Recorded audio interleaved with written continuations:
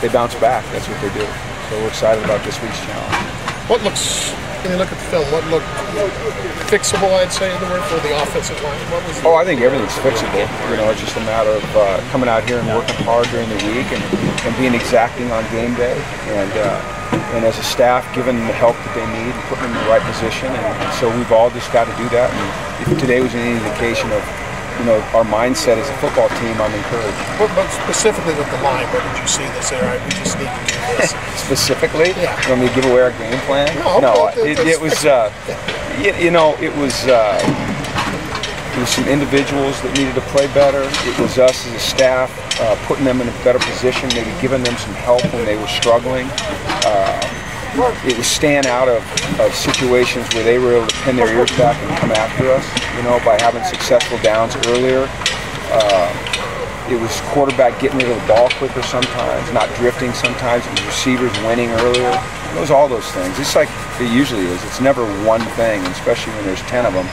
It's usually a number of different things. Without giving away your game plan, what are some things you can do to help an offensive line in situations like that?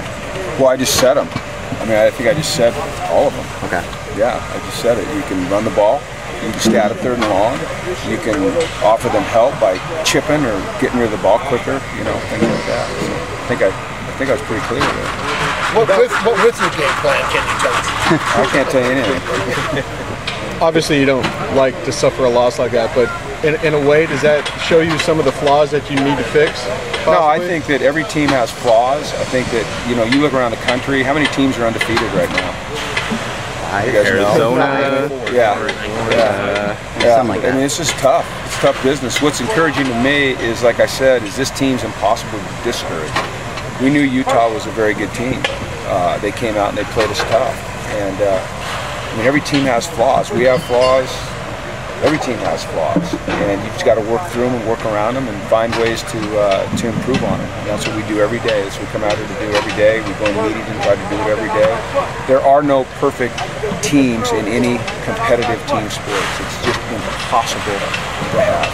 So, what is not impossible to have, though, is the will to get better, the will to win, the will to come out and compete again, and that's what this team has. That competitiveness, is this team the most competitive you've had since you've been here, do you think? Well, I'll tell you, just through 5 games, what I've seen, I wouldn't argue with it being the most competitive. You think about all that happened to us the other night, and it was self-imposed. It was self-imposed, and I told them that. It was self-imposed.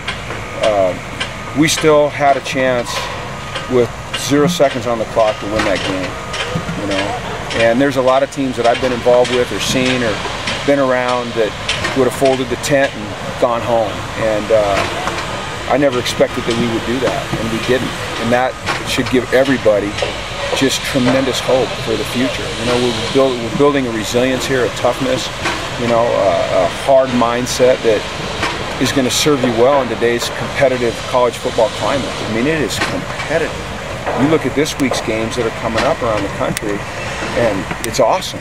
If I'm a fan of college football, I love it. If I'm a fan of a particular team, I'm a little bit nervous. So I love the grit, I love the resilience, I love the competitiveness, I love the toughness that this team's built and is still building.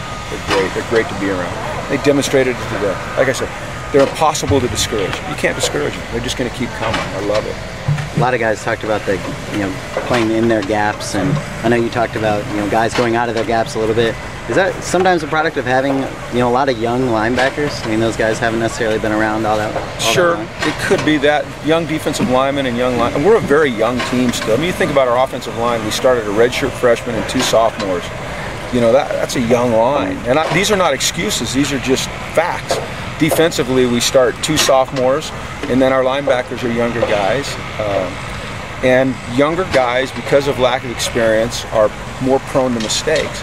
But what your responsibility as a coach is to make sure that you coach them up to eliminate those mistakes as much as you can, put them in positions where they're doing things that they do well on a repetitive basis so they avoid those mistakes.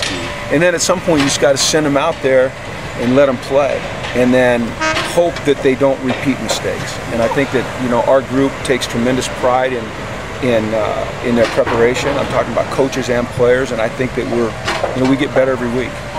Matching up against Thompson in that offense when he went in, Does that help ever so slightly in preparing you for Oregon? Probably does. It probably does. Although Marcus Mariota is really hard to duplicate what he brings to the game. This kid is, you know, he's so special. I have so much admiration for him. I've told you guys that before. I love the way he plays the game, and I love his mindset on the field and his toughness and his character and all of those things. But he's just so dynamic. You know, he can make the throws. He keeps his eyes down the field. He can run with the ball. I mean, there's a reason that you know, he's recognized as, you know, maybe the greatest college football player of this year. So. What kind of progress have you seen out of Kenny Young in the last few weeks? I've seen a lot. You know, I think he does every day he comes out to work hard to get better, and the more game time he gets, the better he'll be. Threw him in there the other night at the end. You know, we had to go back to our Okie stuff in a tough situation, and he did some things well, and he did some things that he needs to improve on. And the great thing about Kenny is that he takes it so seriously. You know, when he makes a mistake, he really absorbs it, and it really affects him. And he comes out and he tries to work to get better at it. And so that's encouraging. That game-winning drive that they had at the end.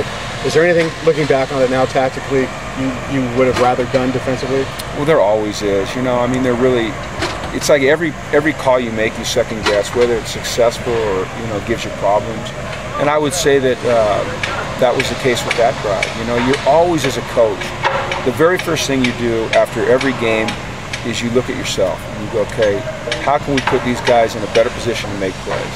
And so, you know, the calls were fine, but you're always going, could they have been better? And, you know, we're never going to stop acting that way. I've seen the defensive line develop this year through these first 5 games. How have they? Yeah. Oh man, I'll tell you what, our 2 tackles, I'll call them tackles because we're in nickel a lot. You know, Eddie and Kenny Clark, they're tremendous players. I mean, they're some of the best interior linemen that I've been around, you know, at this level. And they have the potential to be great ones at the next level as well. I mean, it's tough to run inside on us. Now, Utah did a nice job. You know, they're a big physical team, and they got some things on us inside. Not necessarily because of those 2, they did, but those 2 guys are really special. I think that Oa, you know, is doing a nice job coming back from that injury. You know, Jacob is doing a nice job. You know, but we've always just got to keep getting better. What have you seen from the 3 Oregon running backs? Kind of the same sort of thing you see from Oregon every year? Yeah, it really doesn't matter who's in there. They're all so productive, and they've all got a great level of skill. And it doesn't matter who's in there at receiver either. You know, they all make plays. It's a tremendous offense, and it's a real challenge for us. And it'll be a lot of fun to be at the Rose Bowl Saturday. Does Freeman bring anything that maybe you haven't seen out of Oregon running backs? Seems like he kind of shot to the head of it. He's a powerful guy. You know, he's a 230-pounder that can get downhill and hammer you. I don't know that the last couple weeks he's done as much as he did early in the season. You know, we'll see Saturday, but we're definitely prepared for all those guys. You know, they rotate them through. They don't really change what they do schematically, depending upon who's on there. Some teams do, they don't. They just run their stuff, and they're all really good. Is it unusual to see a guy, particularly in this conference, who has that, you know, that size at running back?